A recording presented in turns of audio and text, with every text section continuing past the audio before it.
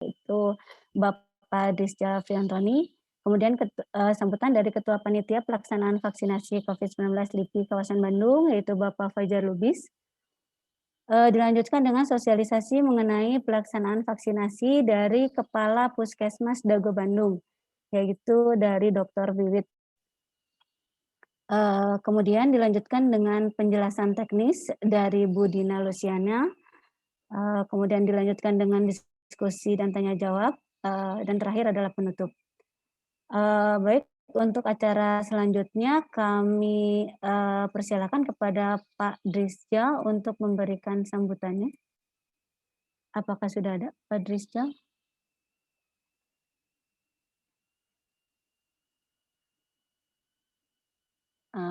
Pak Drisja belum hadir sepertinya. Mungkin bisa langsung ke Pak Fajar aja ya Pak. Mungkin bisa langsung sambutan dari Ketua Panitia Pelaksanaan Vaksinasi COVID-19 LIPI di kawasan Bandung, yaitu Pak Fajar Lubis. Kepada Pak Fajar kami persilakan. Baik, terima kasih Bu Fia. Assalamualaikum warahmatullahi wabarakatuh. Bapak Ibu semua, Sivitas kawasan LIPI Bandung. Jadi alhamdulillah kita bisa berkumpul di tengah hujan yang cukup lebat ya di daerah Bandung Raya saat ini. Mudah-mudahan tidak mengganggu sinyal. Jadi hari ini kita berkumpul untuk sosialisasi pelaksanaan vaksinasi ya, yang alhamdulillah insya Allah akan kita laksanakan bersama besok hari Jumat tanggal 26 Maret. Jadi hari ini sudah hadir dari kita dari Puskesmas Dago sebagai tanggung jawab vaksinasi di kawasan kita ya, daerah Coblong. Jadi beliau akan mencoba menjelaskan mengenai apa itu vaksinasi dan kira-kira apa dampaknya, dan silakan Bapak Ibu jika ada yang ingin ditanyakan melalui chatbox ya, jadi nanti akan dipandu oleh Bu Fia. Mungkin seperti itu yang sebagai pengantarnya, kemudian juga sekaligus mengingatkan ada beberapa tata cara ya, nanti mungkin kalau sudah masuk Pak Rizal kita bisa jelaskan tata caranya. Jadi yang pertama bahwa mohon Bapak Ibu sudah mencetak screening form ya, jadi form screeningnya sudah dicetak dan diisi sehingga bisa dibawa besok pagi untuk supaya tidak terlalu lama di lokasi. Kemudian ada kuesioner yang juga diisi online dan mohon paling lambat jam 6 hari ini. Kalau ada pertanyaan mengenai screening form atau kuesioner online itu bisa ditanyakan langsung pada saat chatbox nanti. Itu mungkin yang pertama. Jadi mohon disiapkan screening formnya ya untuk besok, kemudian membawa KTP asli. Kemudian ada surat keterangan khusus untuk mereka yang punya penyakit bawaan. Jadi kalau ada yang ragu-ragu mungkin bisa konsultasi dengan dokter pribadinya atau dokter yang biasa dikunjungi dan mengisi form surat tadi ya, sehingga nanti besok ada screening dengan dokter tadi dijelaskan oleh Bu Wiwit ya, Pak Puskesmas Dago. Itu dibawa dan bisa langsung mudah. Jadi intinya kita akan coba melakukan sesuai dengan masa protap ya, tidak ada kerumunan secepat-cepatnya. Dan nanti kami juga menghimbau pada saat pelaksanaan, mohon setelah selesai acara vaksinasi bisa langsung kembali ke rumah masing-masing Bapak Ibu sekalian. Ya, karena memang saat ini di LIPI kawasan Bandung mungkin untuk yang sudah lama WFH tidak tahu bahwa ini sudah lagi sedang ada pembangunan ya. Kita sudah mulai membangun, jadi untuk lahan parkirnya agak terbatas saat ini. Jadi mungkin seperti itu, jadi makanya dibagi per jam, per gelombang, nanti detailnya akan dijelaskan setelah acara tanya jawab dengan mengenai masalah vaksinasi itu sendiri, kalau memang masih ada pertanyaan. Baik, mungkin dari saya seperti itu dulu sebagai pengantar, mari kita sama-sama vaksinasi. Besok, Bapak Ibu sekalian, jangan khawatir, mudah-mudahan masa pandemi ini bisa segera kita lalui dengan selamat semuanya. Amin ya rabbal alamin. Wassalamualaikum warahmatullahi wabarakatuh. Silakan, Mbak. Waalaikumsalam warahmatullahi wabarakatuh. Terima kasih kepada Pak Fajar. Untuk acara selanjutnya yaitu sosialisasi dari pihak Puskesmas Dago Bandung kepada Dr. Wiwit, kami persilahkan.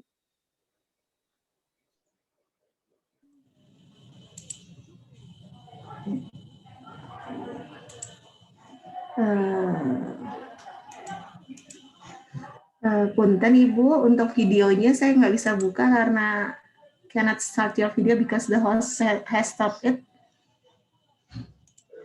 Untuk materi mungkin bisa ditampilkan. Bisa dicoba lagi, Bu. Siap. Ya, sudah ya. Ya, terima kasih. Untuk materinya boleh di-share screen. Sebelumnya, Assalamualaikum warahmatullahi wabarakatuh. Terima kasih kepada teman-teman dari LIPI, kemudian para calon penerima vaksin. Hari ini sudah dapat berkumpul di webinar ini. Mudah-mudahan informasi yang akan kami berikan akan memudahkan dan akan setidaknya merefresh lagi apa-apa yang kemarin mungkin agak ada beberapa yang ada pertanyaan terhadap vaksinasi ini gitu ya.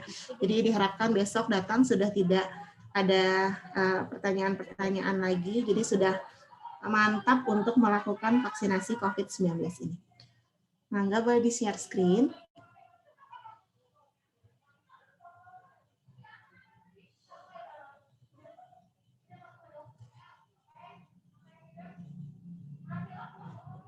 Ya, ini vaksinasi COVID-19 di LIPI.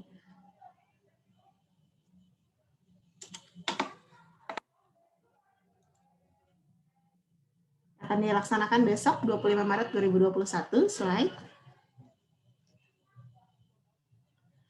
Kita mulai dari vaksin dulu. Vaksin adalah suatu produk biologi yang diberikan kepada seseorang yang sehat untuk mencegah tertular dari infeksi COVID-19. Kemudian pemberian vaksin COVID-19 juga bagian dari strategi komprehensif untuk mengendalikan penularan COVID-19 yang meliputi upaya preventif, edukasi publik, diagnosis, dan pengobatan. Jadi memang vaksin itu merupakan salah satu upaya dari banyak upaya-upaya yang lain. Jadi dari 3M1T, nah ikhtiar kita yang terakhir setelah 3M1T yaitu vaksin. Gitu ya, lanjut. Jenis vaksin COVID-19 ini yang dijanjikan pemerintah masuk ke Indonesia ada Sinovac, ada Sinopharm, ada AstraZeneca, Novavax, Moderna, dan Pfizer. Tetapi yang besok kita akan laksanakan jenis vaksinnya adalah vaksin dari Sinovac. Lanjut. Ini adalah hasil uji klinis Sinovac di berbagai negara. Ada di Brazil, ada di Turki. Kalau di Turki dia 91,2% efikasinya. Kalau untuk di Indonesia 65,3%, tetapi ini belum nilai final karena di kita ini uji klinis fase ketiganya belum selesai. Jadi ini baru baru data sementara, sehingga nanti kita akan tunggu data lagi, mudah-mudahan efikasinya naik. Tetapi untuk syarat WHO bisa tahu efikasinya baik atau tidak, efektif atau tidak vaksin itu minimal di 50%. Sehingga kita dapat angka 65%, 65,3% itu udah cukup baik gitu ya. Lanjut. Ini fatwa tentang produk vaksin COVID-19 tentang Sinovac yang kita besok akan laksanakan. Jadi katanya dari MUI mengutarakan bahwa vaksin ini adalah vaksin yang halal dan aman. Lanjut. Ini prosedurnya. Prosedurnya kita akan lakukan 2 kali dosis dengan jarak kurang lebih 14 hari. Di sini besok yang melakukan kan sudah tidak ada lansia ya. Kalau lansia jaraknya adalah 28 hari, tetapi kalau untuk dewasa umum itu yang lebih dari 18 sampai kurang dari 60 itu jaraknya sampai saat ini di Juknis itu adalah kurang lebih 14 hari atau 2 minggu. Kemudian disuntikannya ke dalam otot di lengan kiri sebanyak setengah cc. Jadi dosis pertama setengah cc di lengan kiri, kemudian dosis keduanya juga setengah cc di lengan kiri. Lanjut. Ibu-ibu, bapak-bapak mungkin sudah diberikan surat persetujuan dan lembar SRQ ya. Kemudian ada juga kami sertakan surat kelayakan vaksinasi untuk yang memang memiliki beberapa penyakit komorbid, misalkan ada diabetes, ada jantung. Nah, kita bingung apakah kita kira-kira boleh divaksin atau tidak. Kemarin sudah kami sertakan, mudah-mudahan besok yang kalau misalkan memiliki penyakit penyerta bisa menyerahkan surat kelayakan vaksinasinya. Kemudian kemarin juga kita berikan surat persetujuan dan keikutsertaan. Jadi nanti sekarang ini kita akan diberikan penjelasan tentang vaksinasi. Setelah diberikan informasi mengenai vaksinasi, maka mungkin nanti petugas menanyakan apakah bersedia atau tidak. Nah, setelah bersedia, boleh Ibu Bapak menandatangani persetujuan vaksinasinya. Setelah menyetujui, besok akan dilakukan penilaian apakah layak atau tidak layak diberikan vaksinasi. Penilaian yang dilakukan ada dua hal, yaitu riwayat kesehatan dan pemeriksaan fisik. Nanti ada dokter, ada perawat juga. Lanjut. Ini juga adalah lembar screening yang kami bagikan. Jadi besok mungkin untuk suhu dan tekanan darah, itu kami yang akan melakukan. Kemudian kalau untuk pertanyaan-pertanyaan di nomor 1 sampai 14, karena tidak ada yang lansia ya, 1 sampai 14, maka Ibu Bapak boleh menceklis terlebih dahulu. Nanti besok oleh dokter akan dikonfirmasi kembali. Setelah menceklis pertanyaan 1 sampai 14, boleh kemudian memilih salah satu pilihan, yaitu saya bersedia atau saya tidak bersedia memberikan persetujuan pemberian vaksinasi COVID terhadap diri saya. Kemudian kalau setelah bersedia, boleh ditandatangani oleh Ibu Bapak sekalian. Lanjut.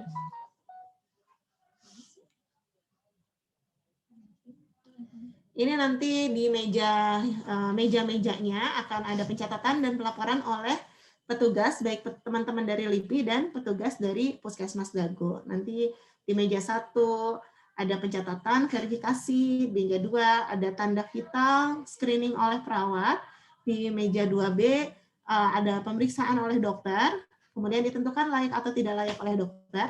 Setelah layak lanjut ke meja 3.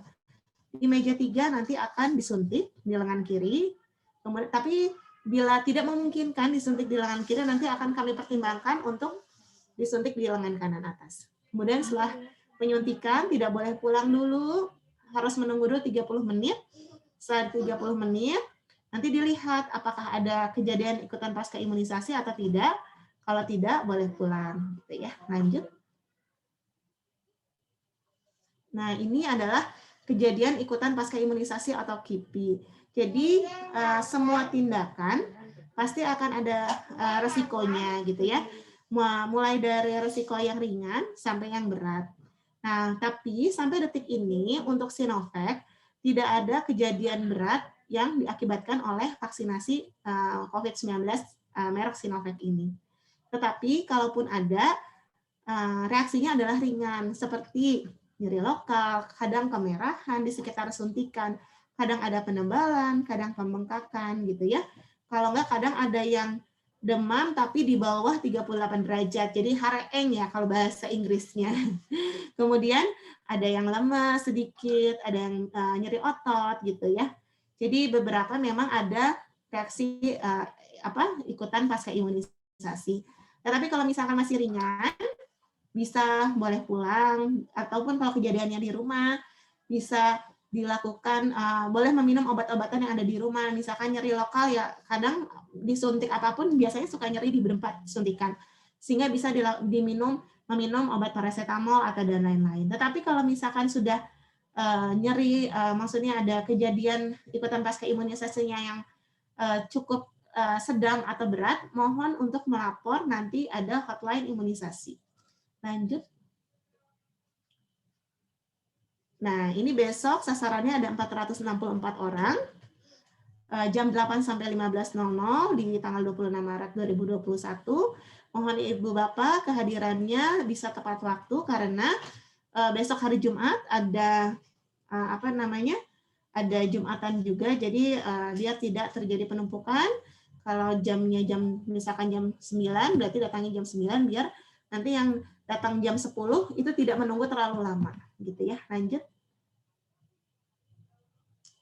Ini untuk alur, besok mungkin akan lebih jelas lagi, tapi ini sementara tadi hari ini sudah di-set seperti ini oleh teman-teman dari LIPI. Itu di meja 0 nanti ada di meja 0, di meja paling depan, itu ada cek kelengkapan KTP, kemudian ada cek kelengkapan lembar screening, ada cek lembar SRQ atau tes kesehatan jiwa, dan memastikan jadwal pada memang datang pada waktunya dan pemberian stiker nomor, gitu ya. Untuk yang SRQ atau tes kesehatan jiwa ini adalah salah satu program dari Puskesmas, dari Dinas Kesehatan Kota, untuk penyakit tidak menular. Sehingga mohon kerja sama Ibu Bapak semua untuk mengisi Google Form SRQ ini. Terima kasih kepada Ibu Bapak semua. Tadi sudah saya update sampai jam berapa tadi ya? Jam 15.30. Yang mengisi sudah sebanyak 300 orang, berarti sekitar 164 orang lagi ditunggu. Apabila ada kesulitan, besok mungkin di meja 0 akan diberikan SRQ yang manual, yang hard copy-nya mohon untuk mengisi, tetapi nanti mengisinya di saat menunggu 30 menit saja. Kemudian di meja 1 terdapat 5 meja registrasi dan 1 meja verifikasi. Jadi nanti setelah dari meja 0, sudah betul namanya, sudah ada KTP-nya, betul orangnya, lanjut ke meja registrasi. Habis di meja registrasi, lanjut ke gedung 50 di meja 2A, itu akan ditensi, kemudian diukur lingkar perutnya, kemudian nanti kalau misalkan tensinya ternyata tinggi gitu ya, kalau misalkan tensinya tinggi, mungkin akan dipersilakan duduk dulu di sofa, nanti kami akan coba tensi lagi. Syaratnya tidak boleh lebih dari 180/110. Untuk Ibu Bapak, sebaiknya memang kami himbau untuk memeriksakan dulu tensi minimal sekarang itu berapa. Sehingga kalau besok ternyata, kalau hari ini ternyata tinggi, bisa minum obat dulu atau bisa istirahat dulu, mengurangi garam dulu, sehingga besok pada saat melakukan vaksinasi itu sudah siap, ya. Kemudian di meja 2B nanti akan ada screening oleh dokter, itu akan dinilai kelayakannya. Lanjut ke meja 3A, meja 3A juga terima kasih teman-teman dari LIPI sudah men-set sebegitu rupa, jadi perempuan dan laki-laki sudah berbeda tempat, jadi sebelah kanan untuk laki-laki, sebelah kiri untuk perempuan, jadi tidak akan terlihat gitu ya, privasinya sangat terjaga.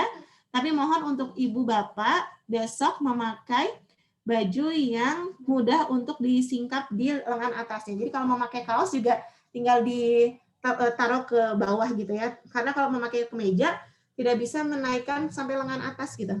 Tidak bisa sampai lengan. Jadi harus membuka kancingnya sampai bawah. Jadi mohon untuk memakai baju yang mudah untuk dilakukan vaksinasi. Lanjut ke meja 4. Sebelum meja 4 itu menunggu dulu di ruang observasi selama 30 menit. Setelah itu baru akan maju satu persatu dipanggil untuk ke meja administrasi untuk mendapatkan surat bukti telah vaksinasi dosis pertama.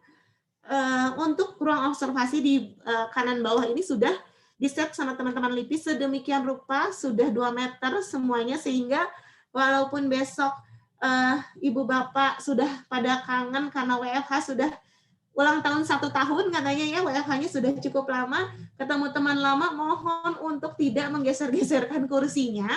Jadi kalau mau karena kita harus protokol kesehatan ketat, tetap 3M1T-nya harus dijaga. Jadi betul-betul berjarak dan harus selalu pakai masker, kemudian tidak berkerumun, seperti itu. Mohon untuk sebelum datang, mohon untuk makan atau sarapan atau yang jadwalnya setelah jam 12, mohon untuk makan siang terlebih dahulu, sehingga kami sangat tidak menganjurkan untuk membuka masker di area tempat umum. Kalau misalkan betul-betul kalau minum mungkin cuma sebentar ya, tapi kalau untuk makan, mangga makan, tetapi mencari ruangan yang bisa sendiri. Gitu. Jadi kami tidak menyarankan untuk membuka masker di tempat ramai, gitu ya. Lanjut.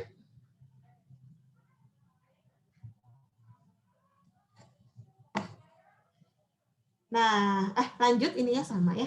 Nah, ini adalah hotline imunisasi kami. Jadi kalau setelah di rumah ada kenapa ya masih hareeng, kenapa ya masih pegal nyeri gitu ya, apa yang harus diminum mungkin seperti itu, boleh menghubungi ke 0857 9530 0790. Lanjut. Ini jargonnya ya, lindungi diri dan keluarga dengan vaksinasi COVID-19. Saya siap divaksin, sukseskan vaksinasi, tapi terus terapkan 5M, memakai masker, menjaga jarak, mencuci tangan, membatasi mobilitas, dan menjauhi kerumunan. Terima kasih. Dan satu pesan yang saya hampir lupa adalah, karena memang vaksinasi ini merupakan salah satu upaya kita untuk mengakhiri pandemi, sehingga untuk yang selesai vaksin pun bukan berarti betul-betul sangat kebal terhadap COVID-19 ini. Jadi betul-betul harus terus menerapkan 5M-nya karena resiko kita itu tetap ada untuk terpapar. Ya, baik, mungkin kami cukupkan sekian. Untuk pertanyaan dipersilakan nanti mungkin oleh moderator. Wassalamualaikum warahmatullahi wabarakatuh. Waalaikumsalam warahmatullahi wabarakatuh. Terima kasih atas penjelasannya sangat detail dan juga teknis ya, Bu Dr. Wiwit. Baik, selanjutnya kita akan dengarkan dulu arahan dari Ketua Satgas COVID-19 LIPI, yaitu Pak Drisjal Priantoni. Kepada Pak Drisjal kami persilahkan. Ya, baik. Terima kasih, Mbak Pia. Selamat siang, menjelang sore. Udah selamat sore ya. Selamat sore pada teman-teman semua. Selamat sore juga pada Dr. Wiwit dari Puskesmas Dago. Terima kasih atas kehadirannya dan dapat memberikan sedikit pencerahan ya bagi kami Sivitas LIPI di kawasan Bandung ini. Ya, Assalamualaikum warahmatullahi wabarakatuh. Jadi seperti tadi yang disampaikan oleh Dr. Wiwit, bahwa besok kita akan melakukan vaksinasi secara massal.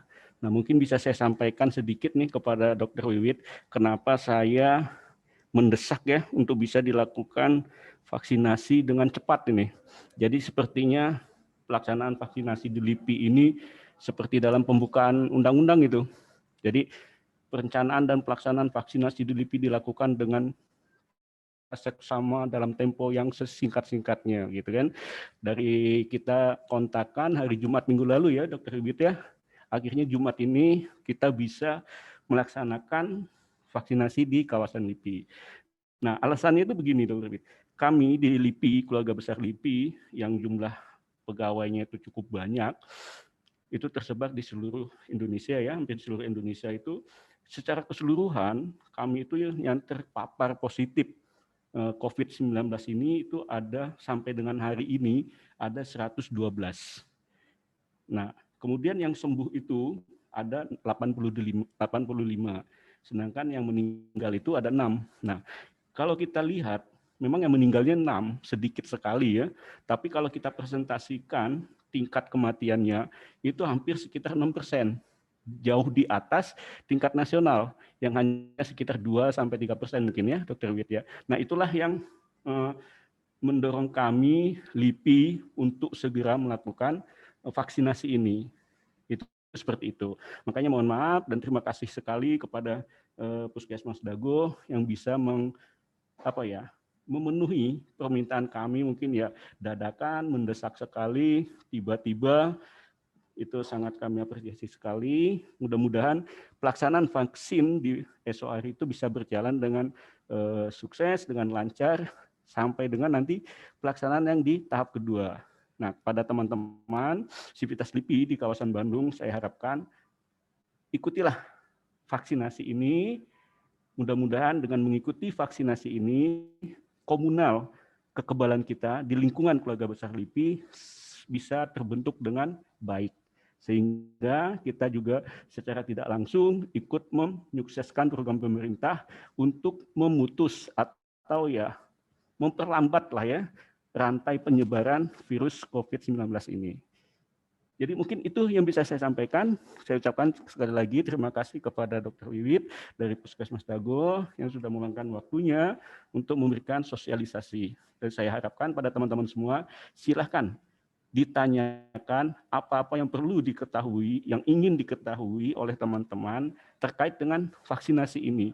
Nggak usah malu-malu, karena ini ada Dr. Wiwit ya dari Puskesmas Dago yang merupakan pakarnya. Kebetulan di LIPI kita kan tidak ada pakar ya tentang kedokteran, makanya kita mendatangkan beliau.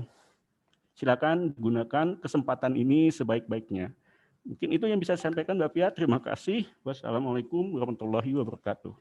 Waalaikumsalam warahmatullahi wabarakatuh. Baik, terima kasih Pak Drisjal atas arahannya.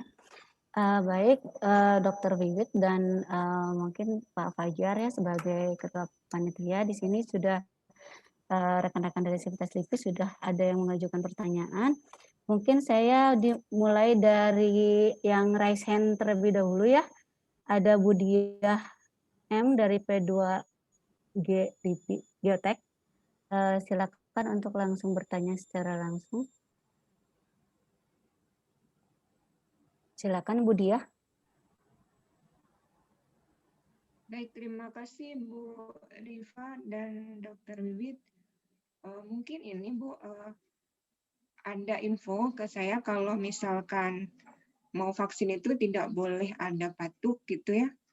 Nah itu sejauh mana kira-kira penyakit yang masuk sebagai penyakit infeksi itu masih bisa ditolerir gitu untuk melakukan vaksinasi tersebut. Itu dulu aja sih, makasih. Baik, langsung dijawab oleh Dr. Wiwit mungkin ya.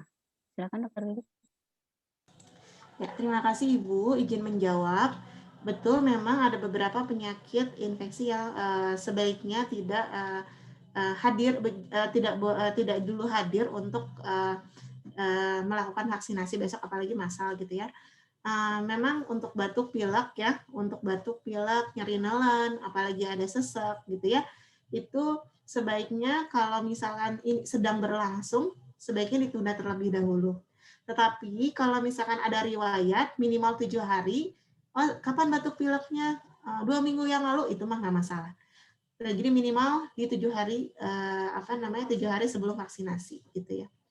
Kemudian juga saya tadi lupa kalau ada yang sudah pernah vaksinasi lain selain COVID-19 1 bulan sebelum sebelum vaksinasi COVID itu boleh. Tapi kalau misalkan saya 2 minggu yang lalu habis vaksinasi flu, itu juga ditunda.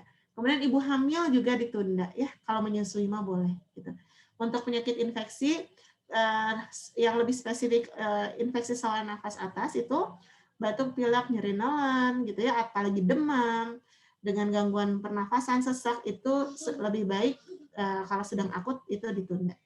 Gitu. Terima kasih. Baik, kita lanjut ke kolom Q&A. Di sini ada Ibu Sarah yang menanyakan apakah setelah vaksinasi kita harus isolasi? Yang kedua, apakah penderita thalassemia minor tapi tidak sedang dalam pengobatan khusus penyakit tersebut bisa ikut vaksin? Silakan Bu Wiwit. Ya. Kalau untuk nomor 1, apakah setelah vaksinasi harus isolasi? Itu tidak harus isolasi karena yang disuntikan adalah virus yang sudah mati. Jadi rangkanya saja si isi virusnya itu sudah sudah kosong gitu ya. Jadi tubuh mengenali musuh COVID-19 ini intinya kayak seperti rangkanya seperti COVID tetapi isinya tidak ada. Jadi kalau untuk isolasi kita tidak harus melakukan vaksinasi COVID, tidak harus melakukan isolasi setelah vaksinasi COVID.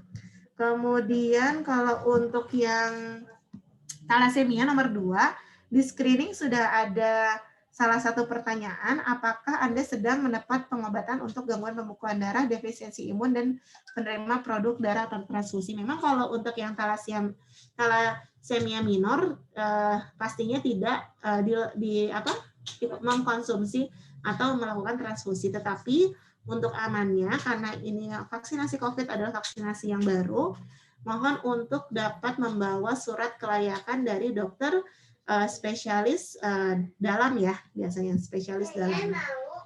Begitu Teh. Baik, untuk pertanyaan selanjutnya dari Bapak atau Ibu, jika saya mempunyai penyakit kronik tahun 2019 pernah mengalami pembengkakan ginjal kiri dan sampai sekarang masih harus kontrol 1 tahun sekali. Maka bagaimana statusnya? Apa saya harus konsultasi dulu ke urologi saya? Padahal saya tidak ada kontak dokter urologi tersebut. Terima kasih. Apakah harus konsultasi dulu ke dokter apa gimana gitu, Dok? Untuk pembengkakan ginjal kiri sekarang masih harus kontrol 1 tahun sekali. Jadi nanti kita akan melihat dulu sebetulnya apakah penyakit ini terkontrol atau tidak. Bila terkontrol, kami akan lanjutkan kita akan bisa melakukan vaksinasi. Tetapi bila tidak terkontrol, berarti memang kami harus menunda dulu. Untuk lebih baik, lebih nyamannya, sebetulnya lebih enak untuk membawa surat kelayakan vaksinasi. Jadi kalau sudah ada surat kelayakan vaksinasi dari dokternya, dari dokternya itu kita akan lebih nyaman seperti itu. Walaupun mungkin Bapak tidak kontak dokter urologi lagi, boleh mengunjungi dokter urologi yang mana saja Pak. Jadi nanti membawa surat itu untuk dinyatakan layak vaksinasi seperti itu. Baik, karena ini pertanyaannya banyak, jadi langsung terus aja ya Dok. Dari Pak Iwan, mohon nomor telepon atau HP untuk aduan keluhan pasca vaksinasi ditampilkan kembali. Baik, nanti dituliskan di kolom chat ya Pak Iwan. Kemudian dari Pak Ana Heriana, kalau untuk usia di bawah 60 tahun tapi pernah stroke dan masih menjalani perawatan atau terapi, apakah masih harus divaksin juga? Sebentar. Kalau untuk usia di bawah 60 tahun tapi pernah stroke dan masih menjalani perawatan atau terapi, apakah masih divaksinasi juga? Jadi sebetulnya memang walaupun di bawah 60 tahun, stroke itu kan salah satu risiko tinggi untuk COVID-19. Jadi sebaiknya memang divaksinasi Pak, tetapi vaksinasinya besok atau tidak, kalau misalkan ternyata Bapak walaupun stroke tetapi pengobatannya itu berjalan dengan baik, rutin, stabil, itu kami akan bisa memvaksinasi Bapak. Tapi nanti besok akan pastinya besok kami akan meng-cross-check dan mengkonfirmasi kembali dengan keadaan fisik dan keadaan umum Bapak saat besok gitu ya. Baik, selanjutnya dari Bu Puji, saya hari ini mulai minum antibiotik selama 5 hari ke depan karena adanya infeksi bakteri. Dokter tadi merekomendasikan untuk tidak divaksin dahulu sampai pengobatan selesai. Apakah saya tetap mengikuti vaksin atau menunggu hingga pengobatan selesai? Mohon izin boleh lebih spesifik infeksi bakterinya apa? Tapi memang lebih enak untuk ditunda saja sampai sakitnya sembuh karena untuk untuk vaksinasi ini kita hanya berikan kepada yang sehat gitu ya. Jadi kondisi tubuhnya baik, sehat baru kita vaksinasi. Baik, selanjutnya dari Ibu Erlita, kalau ada komorbid DM, surat kelayakan belum sempat ditandatangan dokter, apakah bisa lanjut vaksin besok? Kalau Bapak atau Ibu Erlita itu memang meminum obat diabetesnya dengan teratur dan baik, terakhir gula darahnya memang baik, itu besok bisa Bu. Baik. Dari Bu Husnu, apakah kita harus menggunakan masker di rumah? Maksudnya dari rumah gitu maksudnya ya? Setelah vaksin mungkin ya? Setelah vaksin. Jadi sebetulnya ya. kalau untuk menggunakan masker di rumah, memang kan sebaiknya untuk yang sakit menggunakan masker bedah di rumah gitu. Tapi kalau tidak sakit tidak perlu. Yang perlu menggunakan masker di rumah itu kan berarti yang merasa kontak erat, yang merasa sedang sakit gitu ya. Tapi kalau tidak sih kalau di rumah nggak perlu ya rasanya.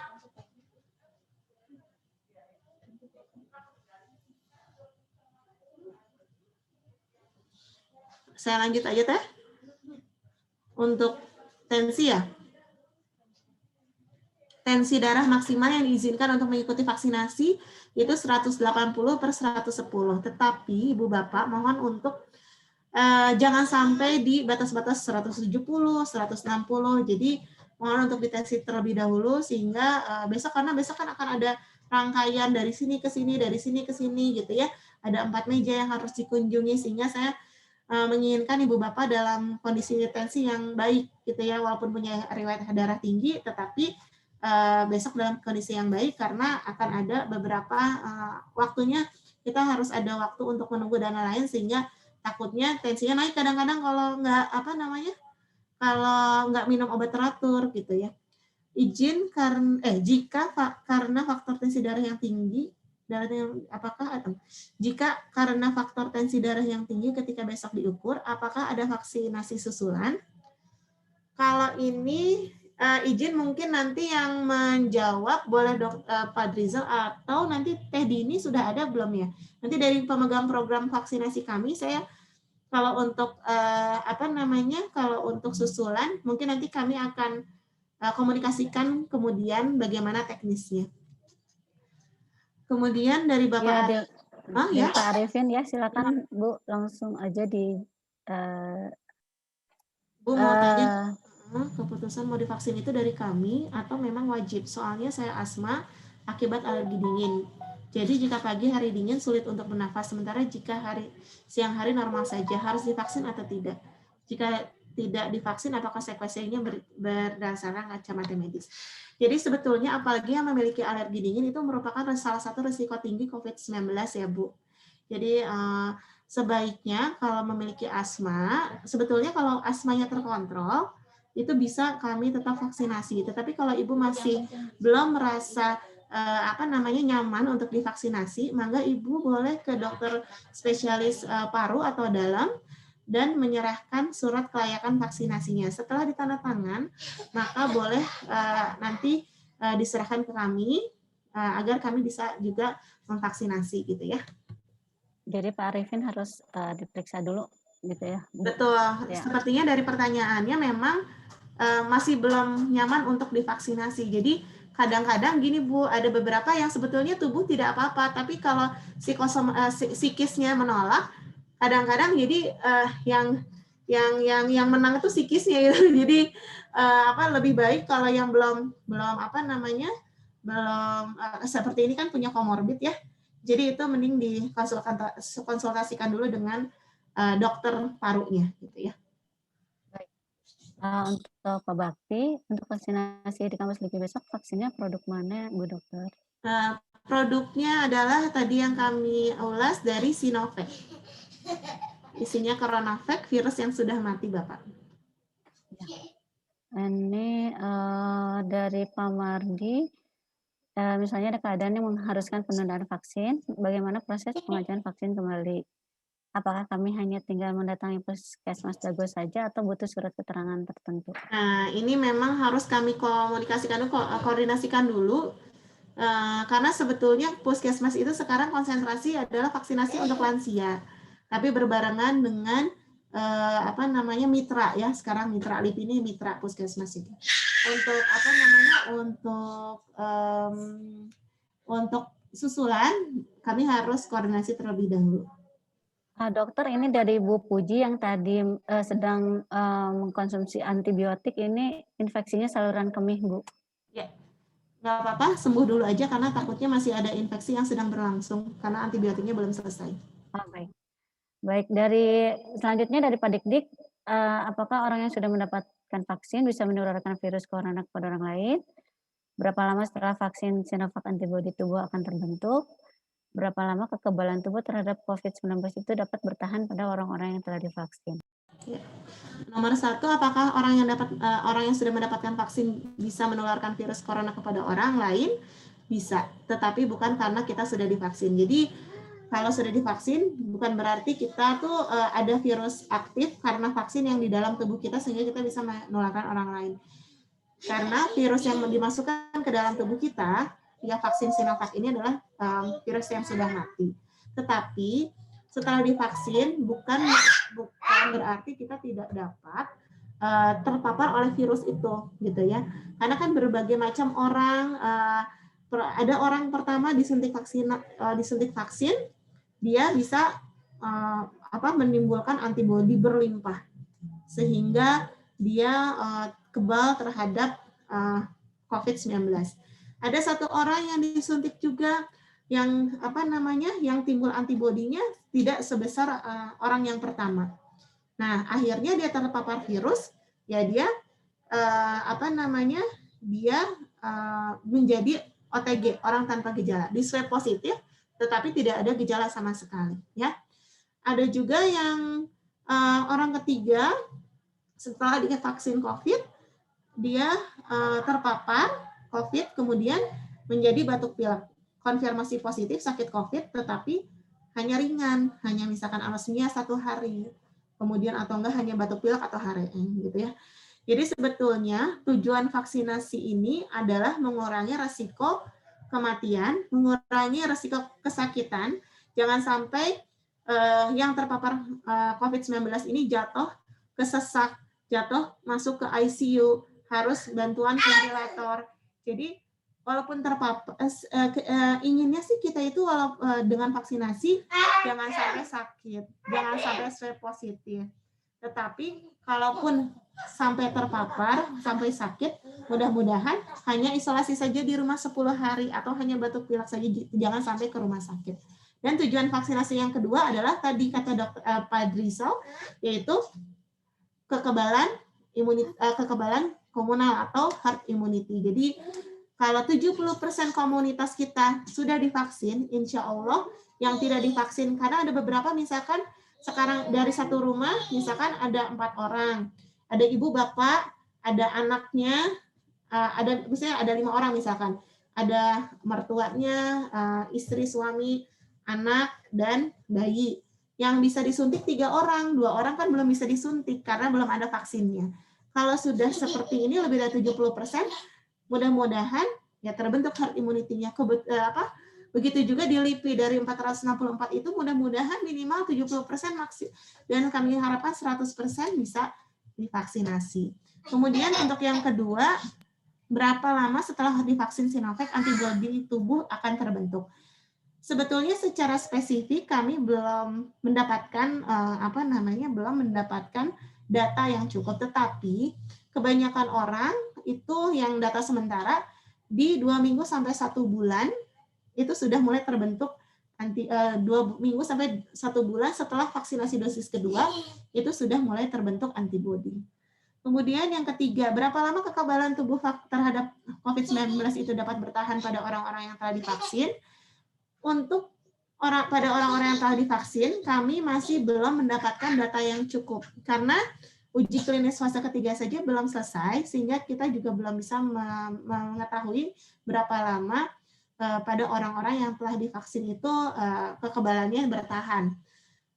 Sekedar informasi, kalau untuk yang penyintas itu di penelitian menyatakan bahwa orang yang setelah 3 bulan itu kadar antibodinya turun. Gitu. Jadi makanya untuk para penyintas setelah 3 bulan bisa diimunisasi COVID-19 agar antibodinya naik lagi. Ya. Baik, selanjutnya yang apakah setelah divaksin bisa menularkan kepada yang lain seperti terkena COVID-19? Ya, tadi jawabannya sudah ya. Kalau karena vaksin menularkan itu tidak bisa karena vaksin yang dimasukkan adalah virus yang mati. Tetapi kalau dia sudah divaksin, kemudian dia terpapar lagi dan kebetulan alhamdulillahnya misalnya terpaparnya hanya ringan atau tidak ada gejala, dia tetap bisa untuk menularkan kepada yang lain. Jadi bukan karena vaksin, mungkin karena dia ada paparan virus yang hidup yang betulnya gitu ya. Baik dok, yang ini dari Pak Teguh, benarkah antibodi kita akan menurun setelah menerima vaksin? Jika terjadi penurunan antibodi setelah divaksin, sampai seperti apakah penurunan antibodi tersebut? Tadi mungkin sudah dijawab. Efek yang ditimbulkan yang mungkin terjadi atau yang pernah terjadi pada orang yang pernah divaksin, benarkah antibodi kita akan menurun setelah menerima vaksin? Jika terjadi penurunan antibodi setelah divaksin sampai seperti apa? Jadi mungkin gini Pak, Artinya, kalau misalkan divaksinasi itu, pasti akan yang namanya masuk benda asing, ketemu dengan tubuh kita kan pertama mengenali dulu, itu siapa tuh? Itu maling, atau maling yang mau masuk rumah kita, atau itu adalah atau itu adalah orang rumah kita masih belum jelas. Nah, pas vaksin itu dikenali sebagai maling gitu ya, dikenali sebagai maling atau orang asing, sehingga kita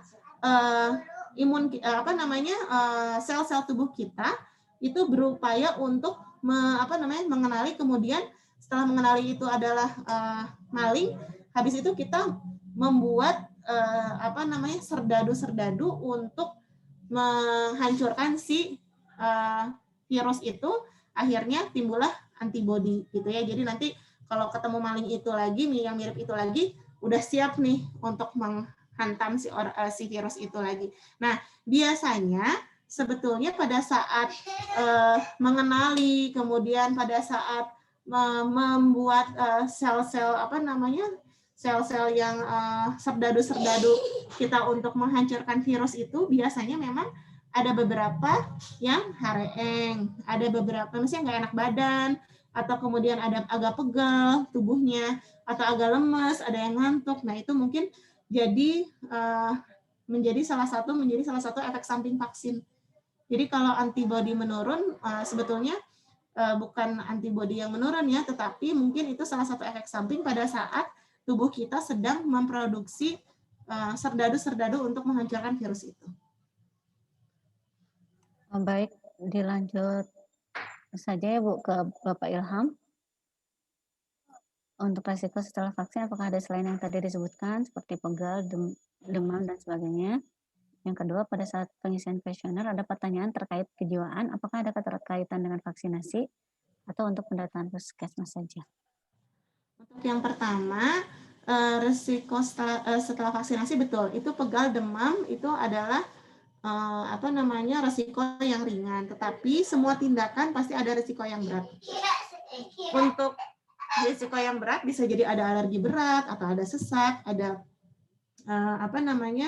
anafilaktik, reaksi anafilaktik. Tetapi untuk Sinovac ini sampai detik ini alhamdulillah tidak ada laporan untuk efek samping yang berat. Jadi yang dilaporkan adalah itu yang ringan-ringan, pegal, mengantuk, nyeri gitu ya, atau bukan demam ya, mungkin subfebris, jadi bukan demam tapi nggak enak badan, rasa nggak enak badan seperti mau flu gitu ya.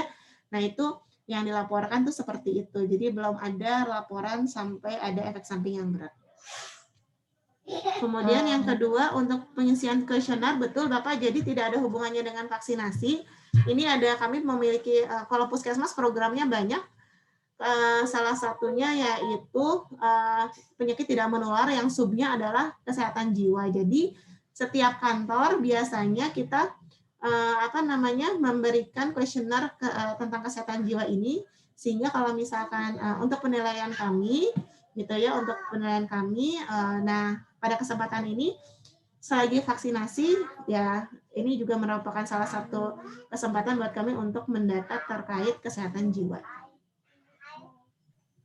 Selanjutnya Dok, surat keterangan kelayakan vaksinasi COVID itu dari siapa? Bila sehat, apakah harus bawa juga surat tersebut?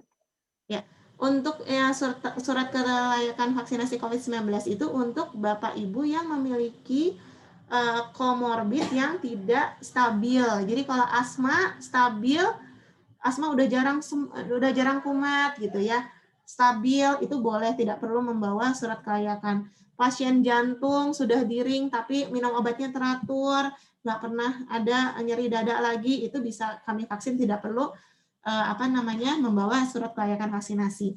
Jadi yang memang membawa surat kelayakan vaksinasi itu memang yang masih bingung, misalkan saya tuh sebetulnya asma tapi saya nggak pernah berobat dan saya sering banget kumat, gimana ya, saya boleh atau enggak?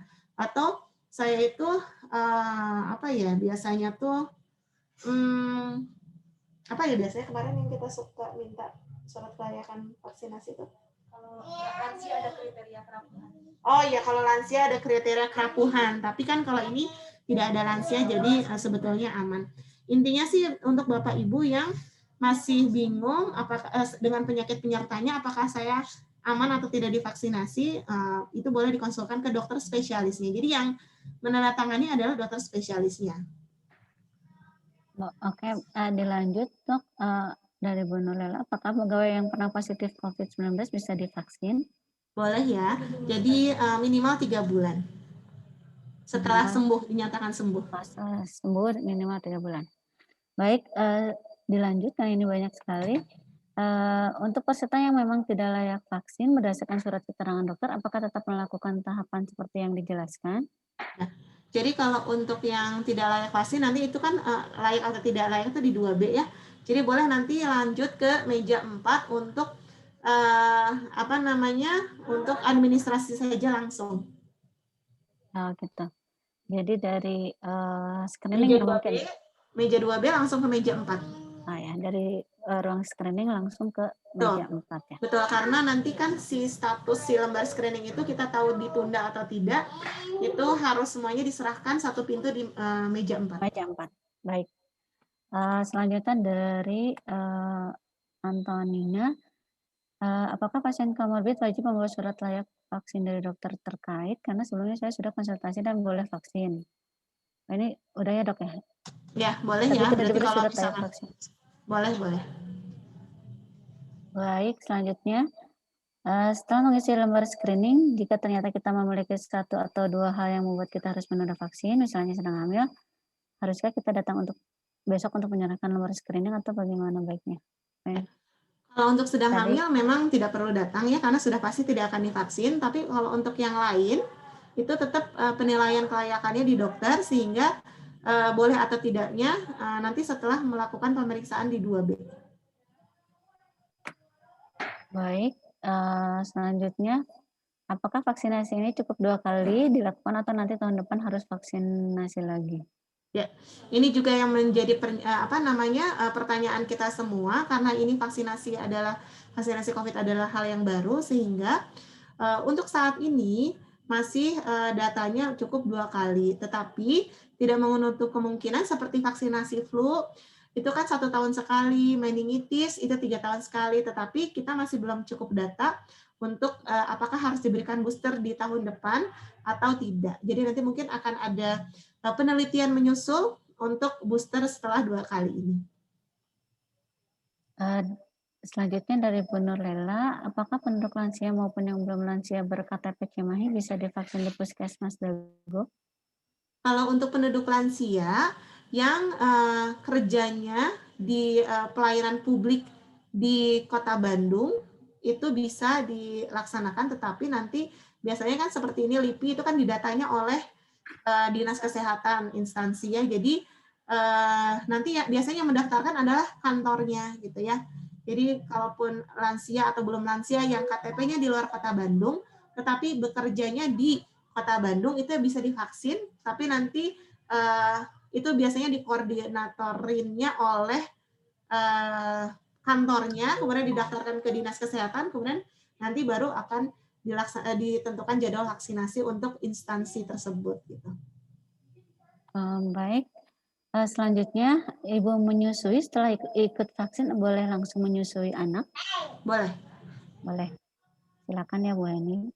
Ini ada ucapan terima kasih dari Pak Budi Prawara sebagai Kepala P2ET Bandung.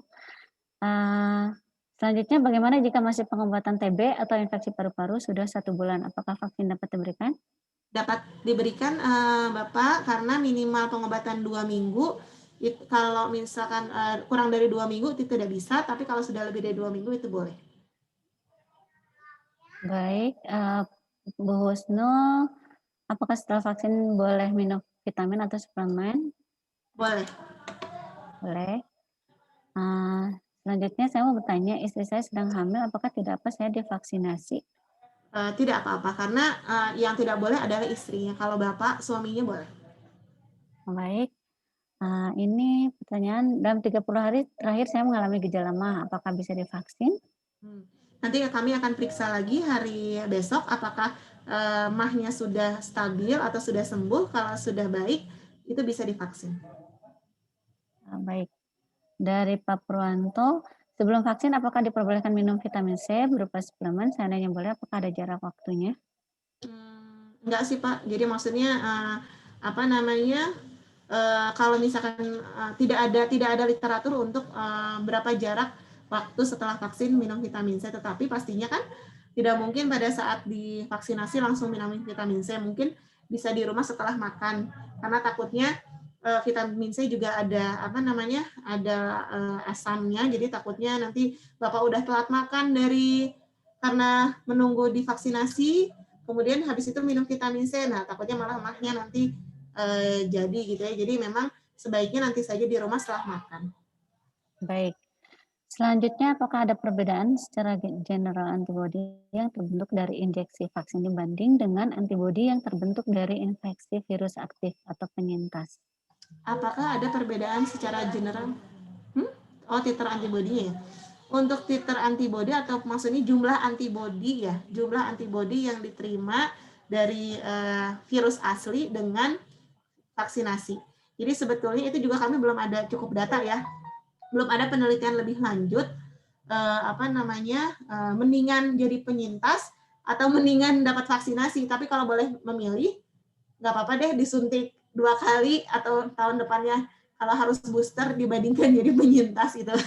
Jadi artinya kalau untuk mana yang lebih banyak dapat antibodi dari penyintas atau dari vaksinasi, kami belum ada data. Baik, kalau sedang batuk apa masih bisa divaksin?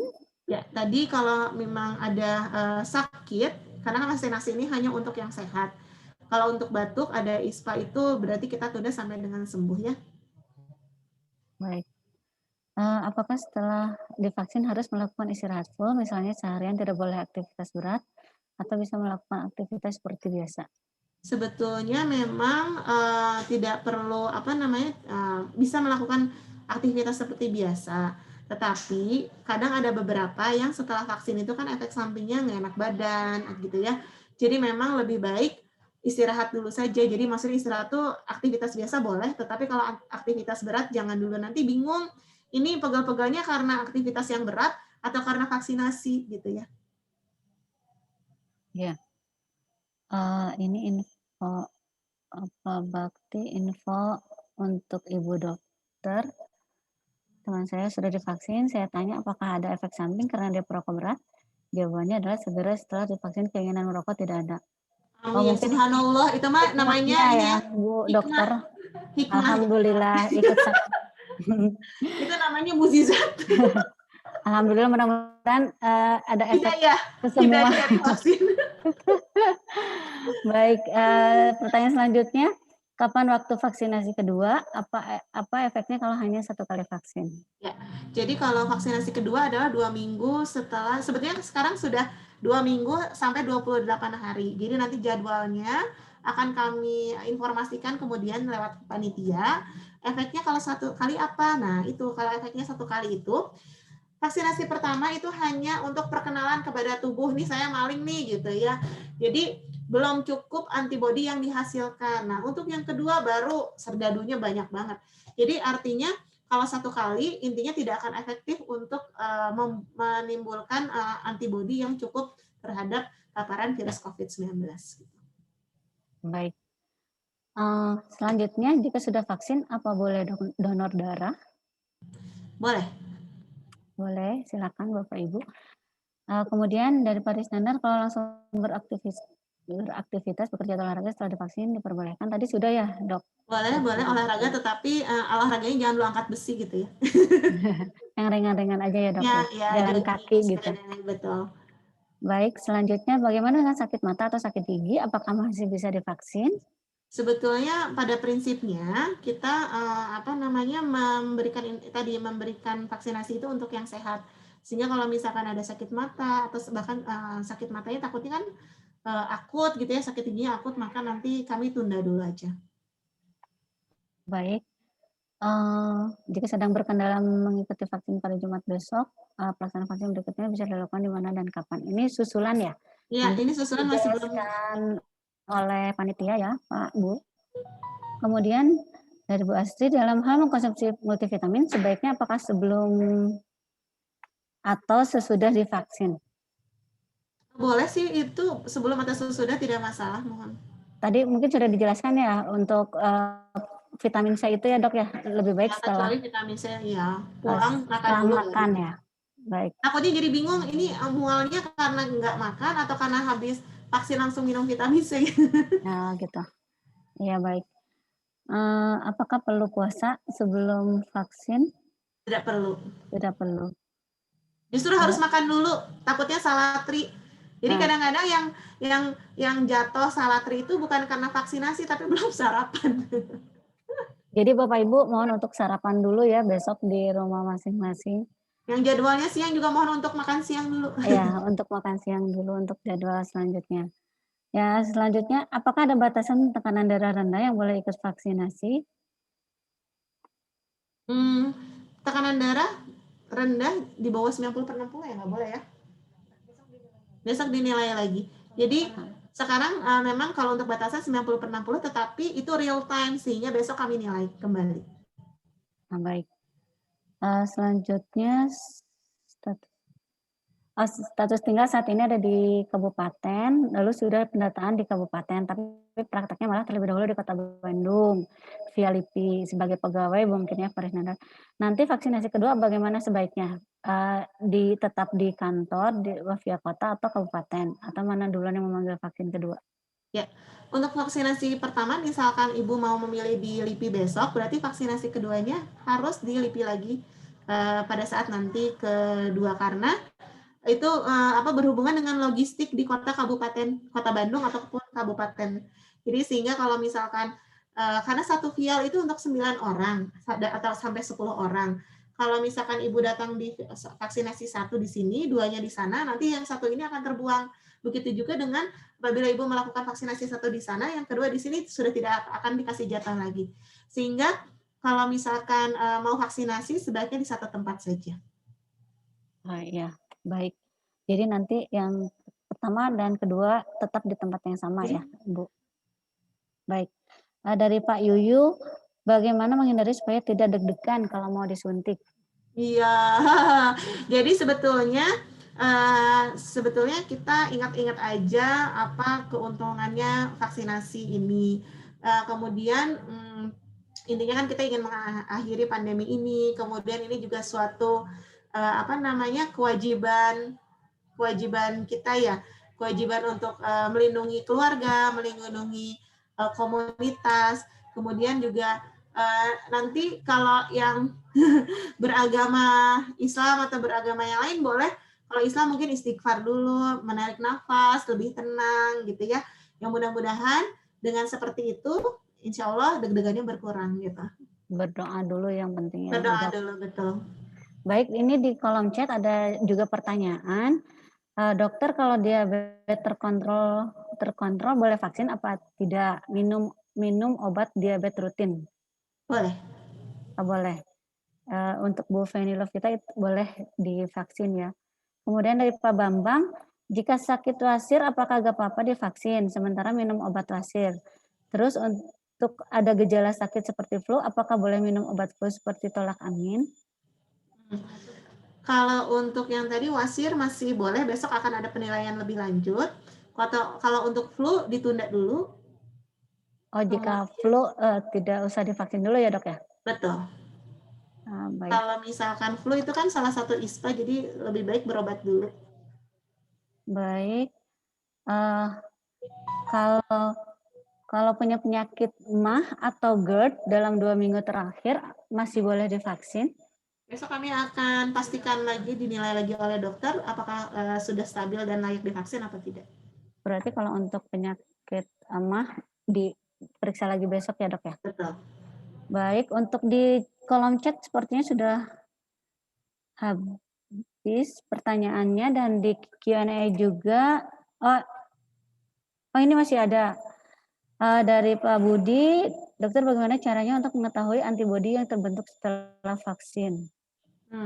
Jadi Bapak mungkin untuk saat ini sebetulnya kita belum ada penilaian secara, maksudnya juknis dari WHO itu antibodi secara kuantitatif itu terukur.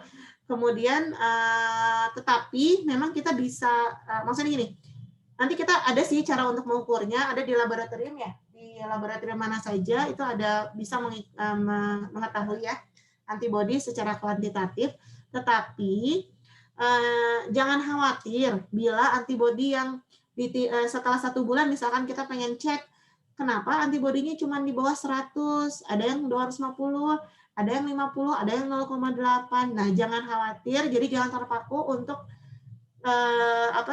melihat saya antibodinya sedikit, bapak itu besar, bapak ibu ini besar, karena untuk antibodi melawan virus COVID-19 itu tidak hanya tercermin dari tes antibodi yang ada di laboratorium itu. Jadi memang banyak hal, banyak hal yang dapat membuat antibodi yang dapat membuat untuk kita melawan virus itu bukan hanya dari antibodi yang tercermin dari pemeriksaan laboratorium. Tapi itu bisa dinilai, Pak. Ada. Baik, saya dahulukan yang bertanya dulu ya. Kalau kemarin belum terdaftar, apakah sekarang bisa menyusul untuk ikut vaksin? Mangga ini mah ke Pak. Nanti bisa menghubungi Bu Dina ya, Bu Anita. Baik, dari Pak Novan, berapa lama umur vaksin Sinovac bertahan di tubuh kita? Tadi sudah dijawab, sampai detik ini datanya kami belum cukup untuk mengetahui berapa lama vaksin Sinovac antibodi karena vaksin bisa bertahan di dalam tubuh kita.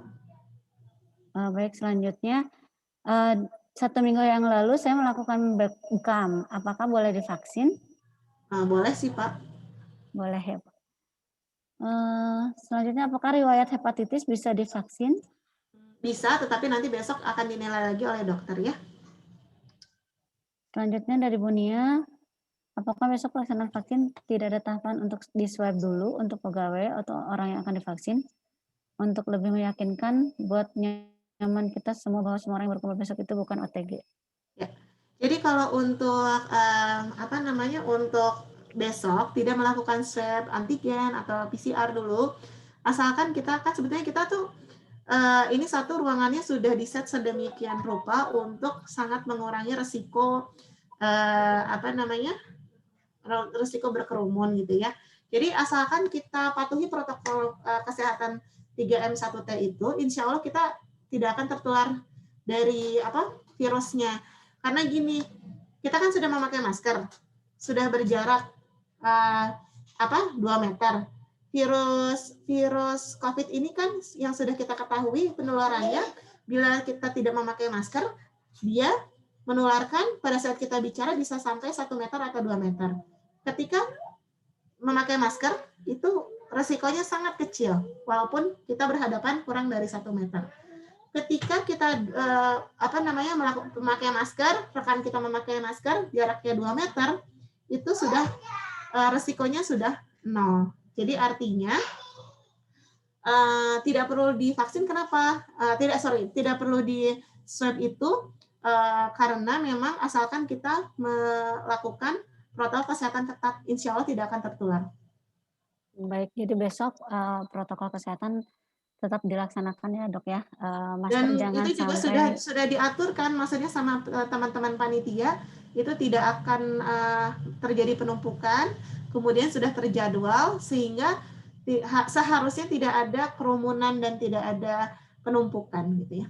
Baik, ya nanti akan ada penjelasan lebih lanjut dari panitia untuk pelaksanaan besok hari. Selanjutnya untuk warga Bandung non PNS non Manula, kapan jadwal vaksin?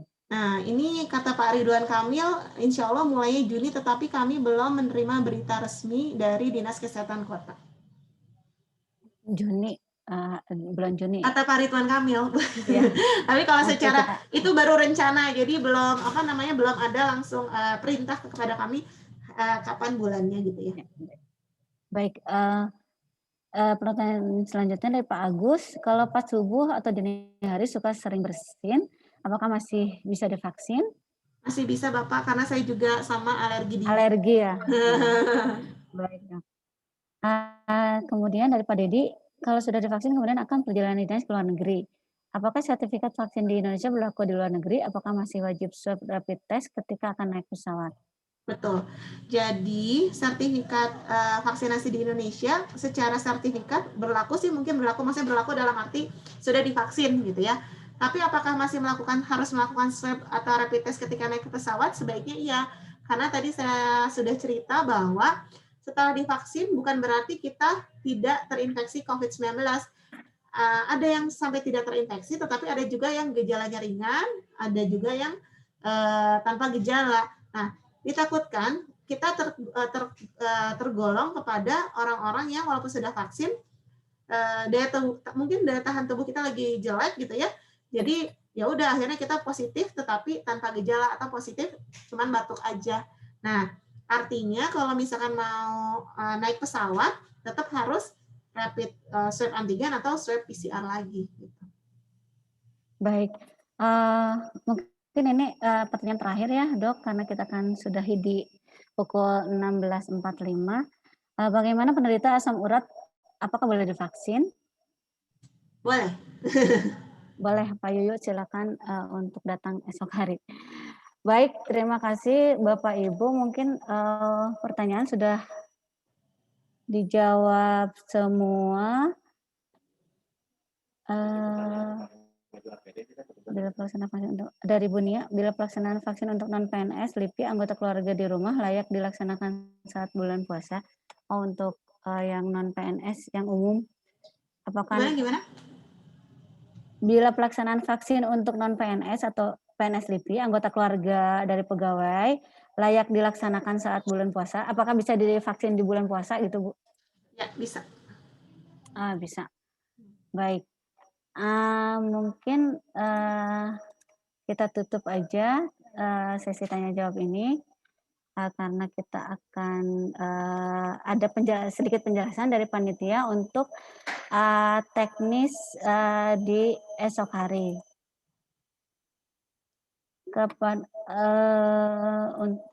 Mohon maaf kepada peserta sosialisasi jika ada pertanyaan yang tidak terjawab di sesi ini, mungkin besok bisa langsung bertanya ya, Dok, ke rekan-rekan nakes dari Puskesmas Dago. Baik, terima kasih atas paparan dan juga jawaban-jawaban yang jelas dari Dr. Wiwit. Mudah-mudahan bisa memberikan insight kepada para peserta vaksin untuk pelaksanaan vaksinasi esok hari. Baik, selanjutnya ada penjelasan teknis dari panitia, yaitu dari Pak Fajar. Kepada Pak Fajar kami persilakan. Baik, terima kasih Bu Fia. Jadi kita kasih applause ke Bu Wiwit, Bu Dokter Wiwit. Bu Dokter, terima kasih sudah memberikan penjelasan. Mudah-mudahan Bapak Ibu semua tenang ya nanti menghadapi vaksin besok ya, jangan khawatir. Jadi tadi sudah dijelaskan. Jadi mungkin sedikit saya sebelum mulai kita bicara mengenai teknis pelaksanaan besok Bapak Ibu sekalian. Jadi besok itu akan dibantu oleh beberapa PIC. Mungkin untuk kehumasan Bu Fia nih ya. Tadi sudah kenal semua Bu Fia dari kehumasan kawasan LIPI yang akan membantu ya. Kemudian nanti untuk Sarpras ini Bu Lia ya, mungkin bisa dinyalakan kameranya di sini. Kemudian nanti untuk pendaftaran Bu Dina bisa menyalakan kameranya Bu Dina. Ya, ini Bu Dina, wah langsung semua. Ya, jadi nanti ini yang seksi sibuk ya. Jadi banyak ditanya seperti hal-hal seperti lain. Seperti itu. Kemudian nanti peralatan ada Pak Dadang ya, Pak Eri, kemudian IT-nya Pak Aang. Ini banyak sekali ya, nanti bisa dinyalakan kameranya. Jadi ini akan banyak membantu Bu Dokter. Jadi jangan khawatir, tidak hanya Bu Dokter, kita akan sama-sama mensukseskan acara vaksinasi besok. Kemudian izinkan saya share sedikit, jadi mudah-mudahan terlihat dengan baik. Nah, jadi ini adalah tahapan untuk pelaksanaan vaksinasi besok. Ya, mungkin sudah diterima di WA grup masing-masing ya, di WA masing-masing. Kalau ada yang belum jelas bisa ditanyakan di sini. Jadi ini sudah clear ya. Jadi kita akan ada 4 meja dan ini akan melibatkan 3 ruangan, Bapak Ibu sekalian ya. Jadi ruangan gedung 10, ruangan gedung 50 dan ruangan gedung 70. Jadi mohon diingat besok supaya tidak tersesat ya. Jadi dalam pelaksanaan vaksinasi. Kenapa kita melibatkan 3 ruangan? Seperti tadi yang dijelaskan oleh Dr. Wiwit bahwa kita sangat menghindari penumpukan ya. Jadi kami ingin Bapak Ibu juga secure ya, karena vaksinasi seperti tadi sudah dijelaskan bukan akhir dari segala-galanya ya, tapi adalah upaya kita bertahan menghadapi masa pandemik ini. Jadi mungkin seperti ini alurnya dibikin oleh Pak Eri ya. Terima kasih banyak Pak Eri sudah memberikan gambar ini dan sudah bisa dibaca. Saya hanya menegaskan sedikit dari surat yang ada. Jadi pengalaman mereka yang ditunda vaksinasinya, setelah kami melihat itu adalah mereka yang tekanan darahnya itu tinggi, ya sangat tinggi atau sangat rendah. Tadi sudah dijelaskan berapa batasan tinggi, berapa batasan rendah. Tapi pengalaman kami mengamati observasi pelaksanaan vaksinasi itu kadang-kadang yang tinggi ini tinggi sesaat. Jadi tinggi sesaat itu biasanya minum kopi sebelum pelaksanaan ini ya, atau hal-hal yang mengandung kafein tinggi. Jadi mohon dihindari dulu kalau mau minum kopi seperti Pak Dadang tadi ya, sambil dengar minum kopi itu bisa sampai jam 6 sore ini saja dulu kita kopinya ya, jam 8. Jadi hindari, nanti besok pagi jangan ngopi dulu, banyakkan minum air putih saja.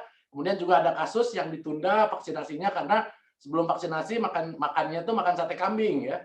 Jadi ini kasus bukan bicara produk ya, tapi ini adalah kenyataan bahwa makanan-makanan yang dapat memicu tekanan tinggi juga sebaiknya dihindari ya sesaat sebelum vaksin, baik pada saat makan pagi buat peserta pagi dan makan siang buat peserta siang ya. Jadi Bapak Ibu selanjutnya adalah tahapannya. Nah ini, jadi yang pertama adalah di depan gedung 10 Bapak Ibu sekalian. Jadi pendaftarannya akan di sini mengambil nomor dan menyerahkan lembar screening ya, lembar screening dan membawa KTP asli. Jadi mohon maaf kalau Bapak Ibu belum menyerahkan lembar screening atau KTP asli, pelayanannya belum bisa diproses ya. Jadi pendaftarannya belum bisa diproses. Ini untuk kecepatannya. Jadi seperti itu. Kemudian nanti Bapak Ibu akan menunggu untuk dipanggil ke gedung 50 untuk melakukan screening. Jadi bisa menunggu di ruang tunggu di sini atau bisa menunggu di ruang kerja masing-masing.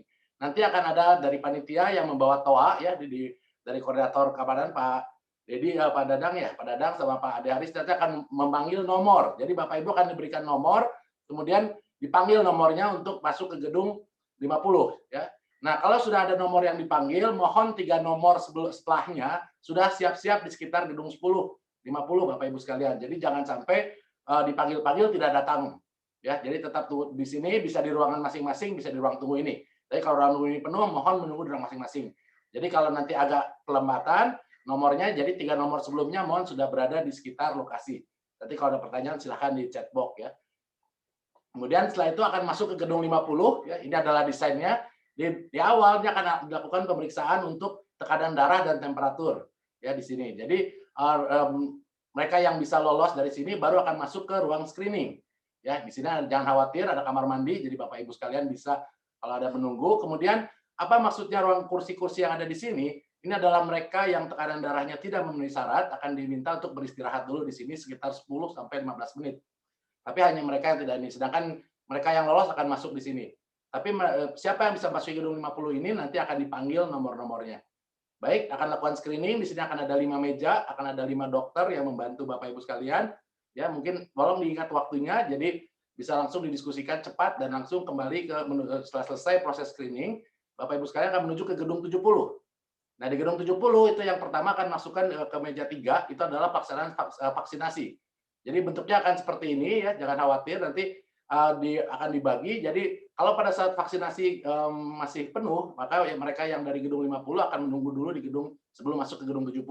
Nanti akan ada petugas di gedung 70 yang memanggil kalau memang meja ruang vaksinasi sudah tersedia di sini. Nah, setelah selesai dari ruang vaksinasi, maka mereka akan masuk ke observasi ya. Bapak Ibu sekalian akan observasi di situ selama 30 menit. Tadi sudah dijelaskan oleh Dr. Wiwit dengan sangat baik dan nanti akan dipanggil untuk mengambil sertifikat. Baik, mungkin seperti itu saja yang bisa dijelaskan untuk flow besok. Jadi kita buat sesederhana mungkin supaya Bapak Ibu semua tidak bingung, mudah dan tidak ada penumpukan. Baik, itu yang terakhir dari saya sebagai penjelasan. Silakan jika ada pertanyaan atau hal-hal teknis ya untuk pelaksanaan besok di chat box. Kemudian yang terakhir saya himbau adalah mohon agar langsung kembali ke rumah masing-masing saja jika setelah selesai divaksinasi. Jadi meskipun saya tahu besok hari Jumat, mungkin Bapak-Bapak ada yang berencana Jumatan di kantor, udah kangen mungkin ya Pak, dengan Jumatan di kampus, tapi saran saya segera kembali saja Pak ke rumah supaya tidak ada penumpukan, karena seperti yang tadi dijelaskan oleh Dr. Wiwit, vaksinasi ini bukan berarti kita jadi kebal ya. Jadi vaksinasi ini baru tahap salah satu pencegahan supaya kita bisa selamat dari masa pandemik ini. Jadi mungkin seperti itu saya penjelasan dari saya mengenai teknis pelaksanaan besok. Jika ada pertanyaan, mungkin bagaimana Bu Fia? Ada pertanyaan atau? Ada pertanyaan lain lagi, Bapak Ibu?